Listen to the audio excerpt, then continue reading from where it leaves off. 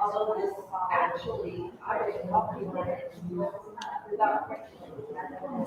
Let's go. So I got one and then another. I didn't want that class. Right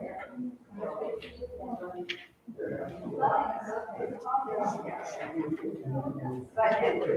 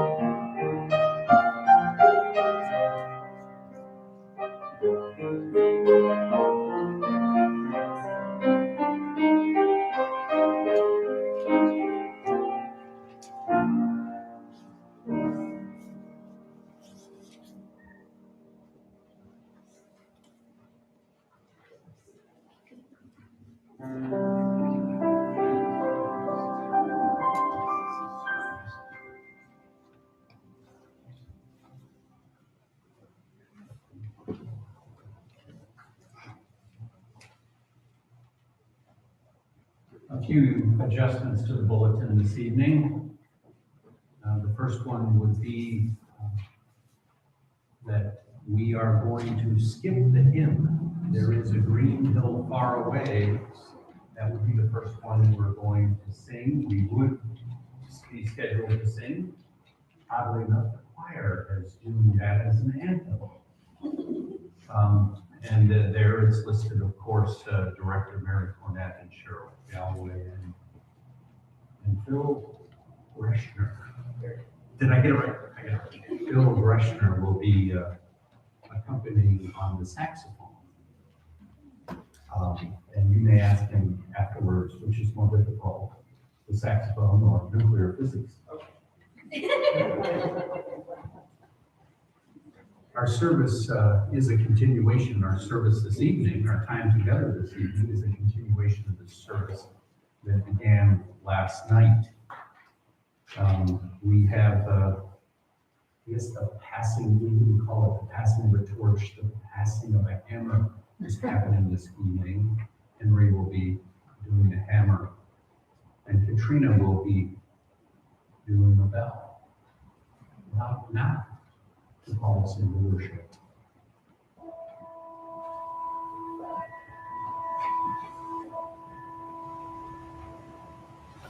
And this is the judgment, that the light has come into the world, and we loved darkness rather than light. God is light, in whom there is no darkness at all. For God sent his Son into the world, not to condemn the world, but that the world might be saved through him.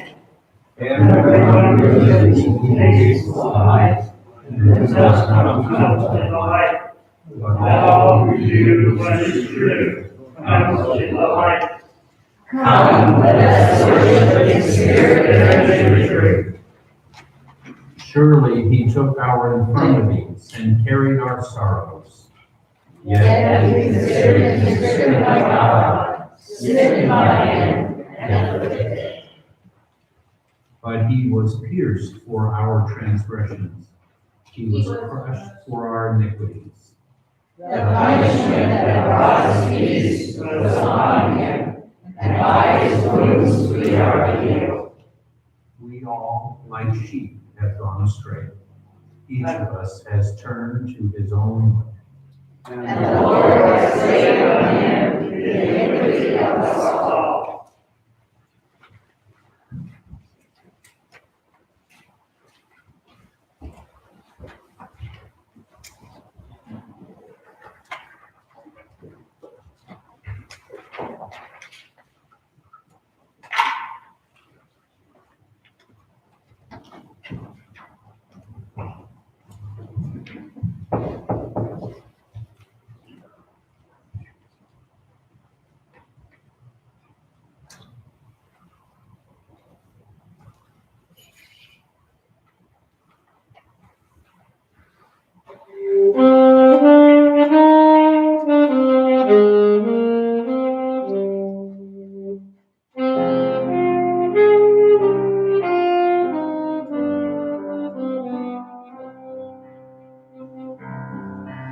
It was early morn, and the sky was gray, when the crowd had gathered to see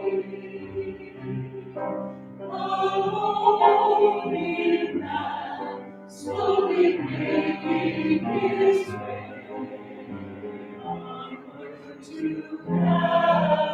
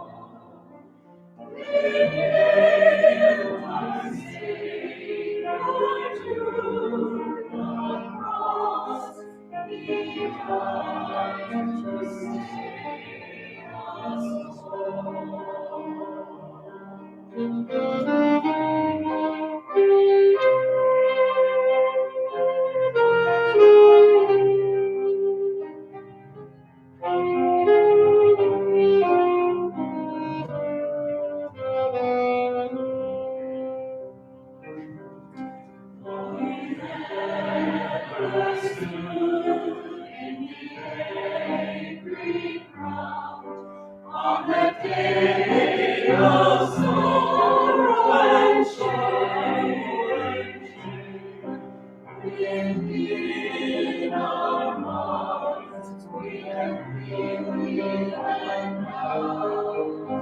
All of the guilt and the shame.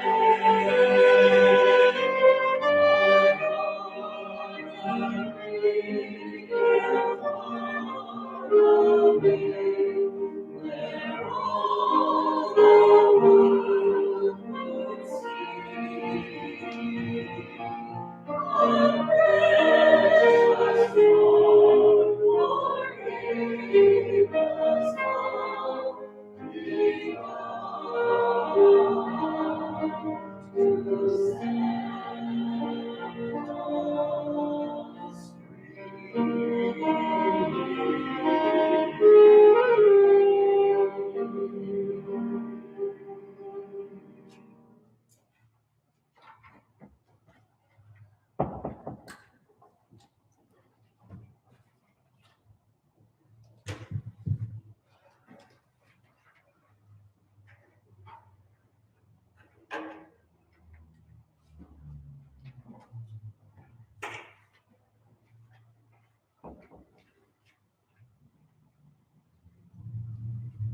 A reading from Matthew.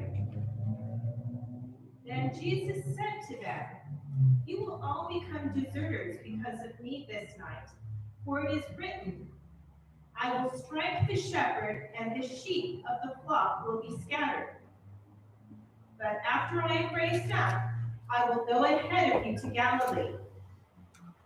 Peter said to him, "They'll all become deserters because of you. I will never desert you." Jesus said to him, "Truly, I tell you, this very night, before the cock crows, you will deny me 3 times. Peter said to him, "Even though I must die with you, I will not deny you."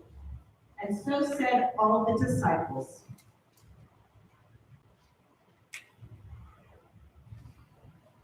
Matthew continues. Now Peter was sitting outside in the courtyard. The servant girl came to him and said, "You also were with Jesus the Galilean." But Peter denied it before all of them, saying, "I do not know what you are talking about." When he went out onto the porch, another servant girl saw him, and she said to the bystanders, "This man was with Jesus of Nazareth." Again, Peter denied it with an oath, "I do not know the man." After a little while, a bystander came up and said to Peter, "Certainly, you are also one of them, for your accent betrays you." Then Peter began to curse, and he swore an oath, "I do not know the man." At that moment, the cock crowed. And Peter remembered that Jesus had said, "Before the cock crows, you will deny me 3 times." And he went out and wept bitterly.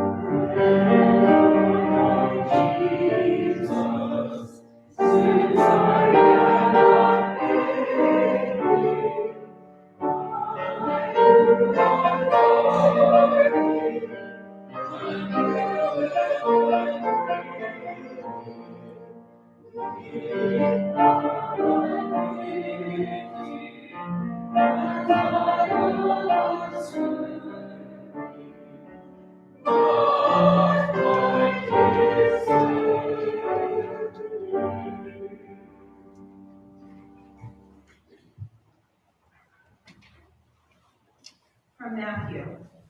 When it was evening, he took his place with the 12, and while they were eating, he said, "Truly I tell you, one of you will betray me." And they became greatly distressed and began to say to him one after another, "Surely not I, Lord." He answered, "The one who has dipped his hand into the bowl with me will betray me. The Son of Man goes as it is written of him, but woe to that one by whom the Son of Man is betrayed. It would have been better for that one not to have been born." Judas, who betrayed him, said, "Surely not I, Rabbi." He replied, "You have said so."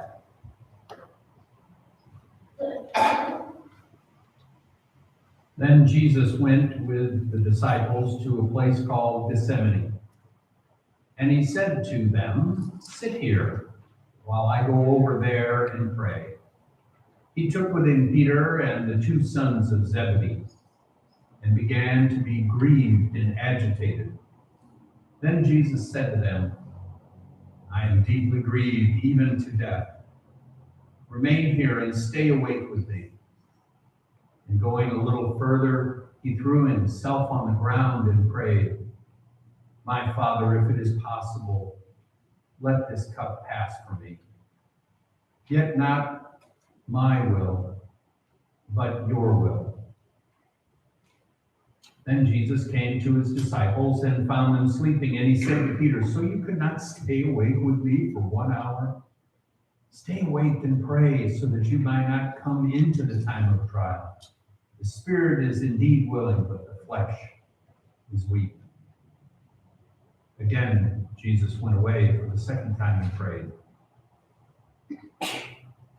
"My Father, if this cannot pass unless I drink it, your will be done." Again, Jesus came and found them sleeping, for their eyes were heavy. So leaving them again, he went away and prayed for the third time, saying the same words. Then he came to the disciples and said to them, "Are you still sleeping and taking your rest? See, the hour is at hand, and the Son of Man is betrayed into the hands of sinners. Get up, let us be going. See, my betrayer is at hand." While he was still speaking, Judas, one of the 12, arrived with him, and with him was a large crowd with swords and clubs from the chief priests and the elders of the people. Now the betrayer had given them a sign, saying, "The one I will kiss is the man, arrest him." At once Judas came up to Jesus and said, "Greetings, Rabbi," and kissed him. Jesus said to him, "Friend, do what you are here to do." Then they came and laid hands on Jesus and arrested him.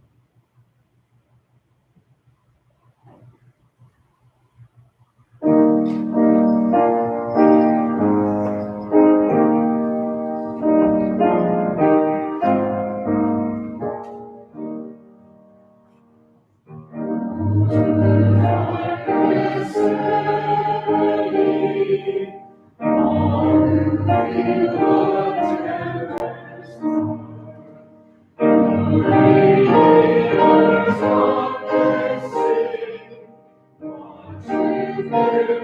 A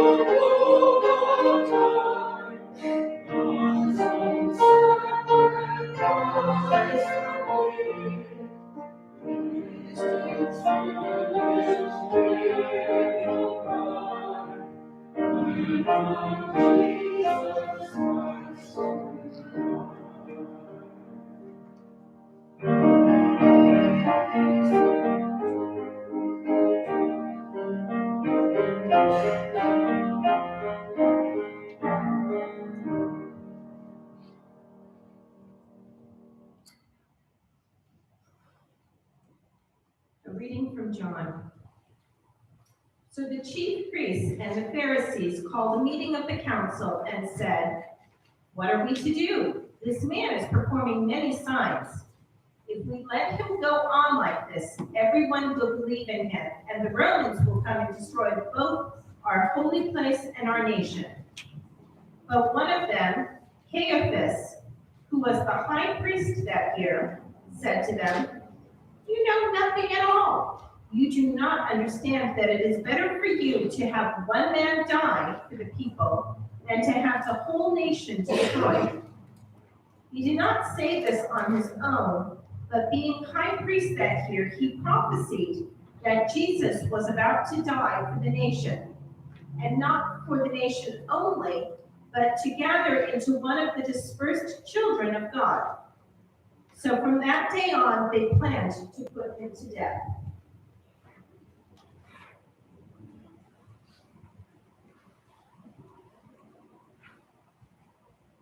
Returning to Matthew.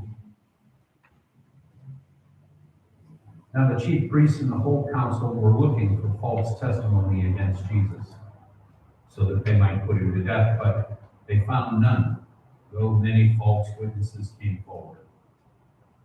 The last two came forward and said, "This fellow said, 'I am able to destroy the temple of God and to build it in 3 days.'" The high priest stood up and said, "Have you no answer? What is this that they testify against you?" But Jesus was silent.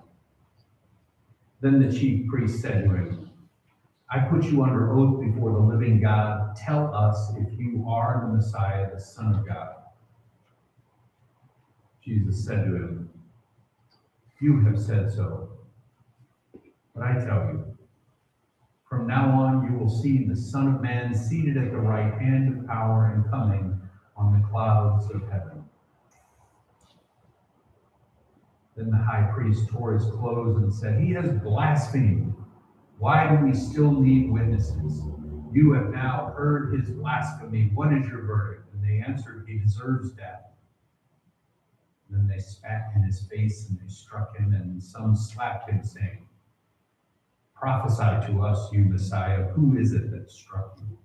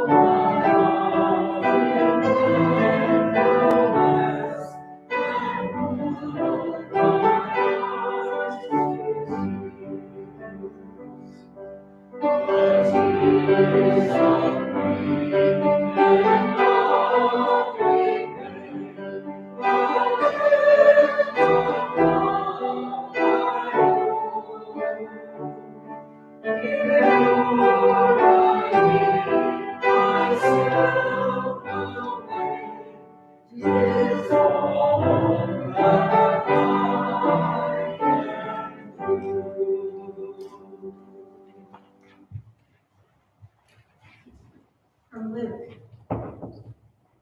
Then the assembly rose as a body and brought Jesus before Pilate.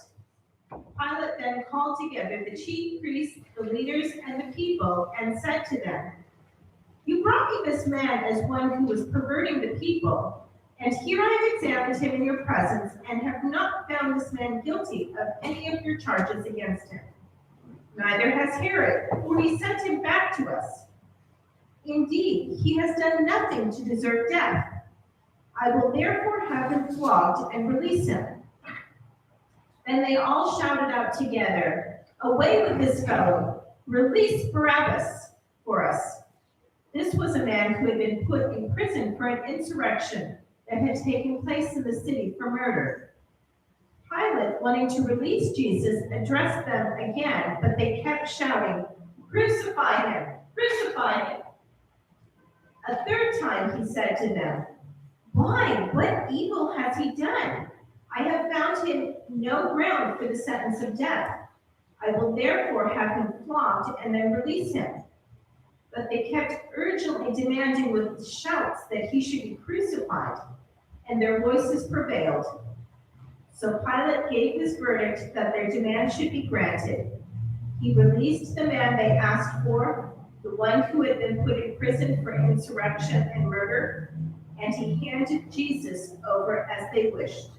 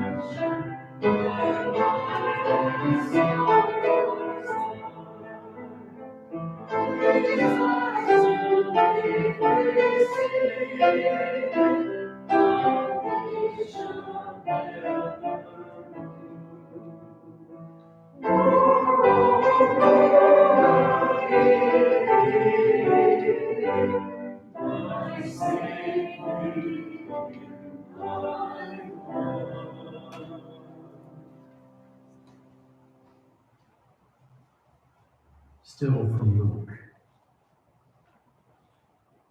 As they led him away, they seized a man, Simon of Cyrene, who was coming in from the country, and they laid the cross on him, and they made him carry it behind Jesus. A great number of the people followed him, and among them there were women who were beating their breasts and wailing for him. Please stand.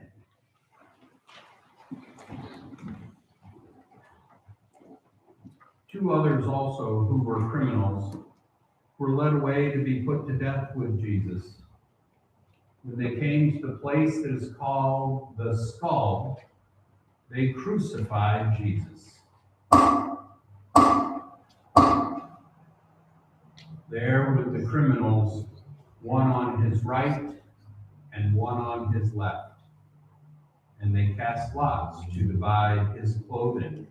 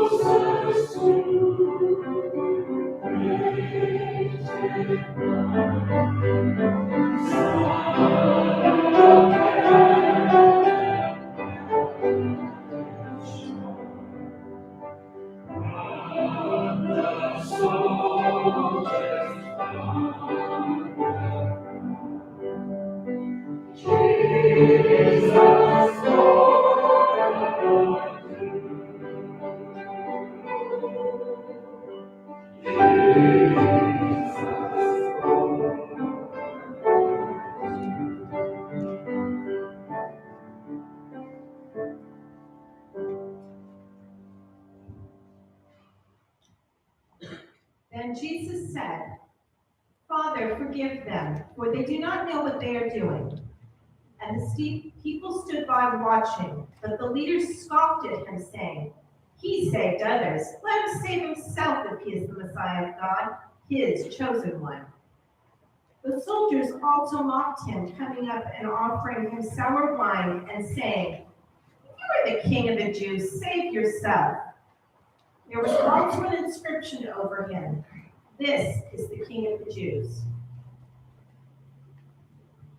From John.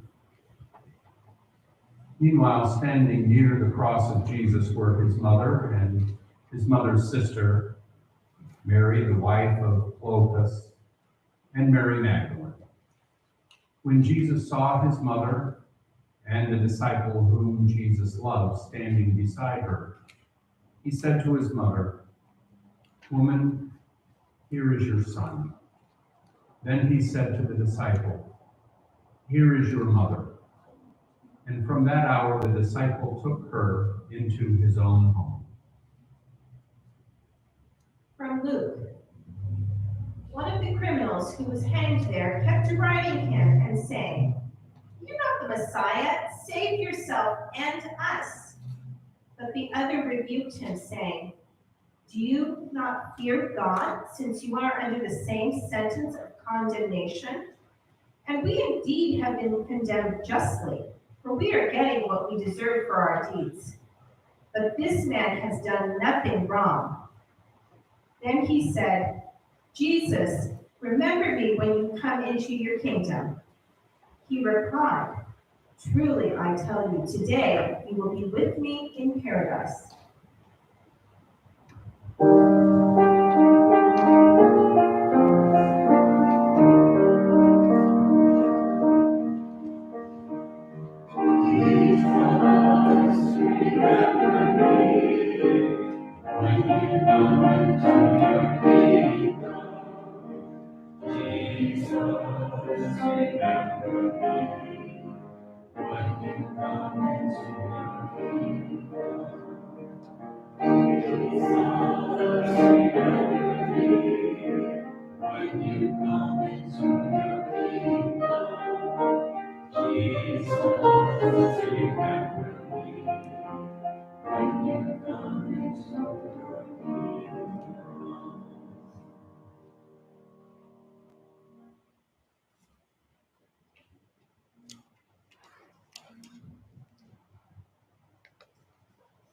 It was now about noon, and darkness came over the whole land until 3 in the afternoon, while the sun's light failed, and the curtain of the temple was torn in two. About 3 o'clock, Jesus cried in a loud voice, Eli, Eli, lama sabachthani. That is, my God, why have you forsaken me? When some of the bystanders heard it, they said, this man is calling for Elijah. From John. After this, when Jesus knew that all was now finished, he said, I am thirsty. A jar full of sour wine was standing there.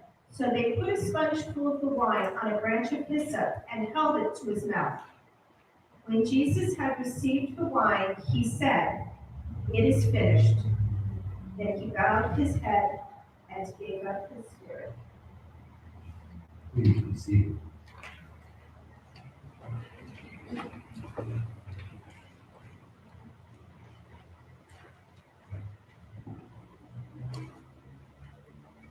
Now when the centurion, who stood facing Jesus, saw that it was in this way that he breathed his last, he said, truly, this man was the Son of God.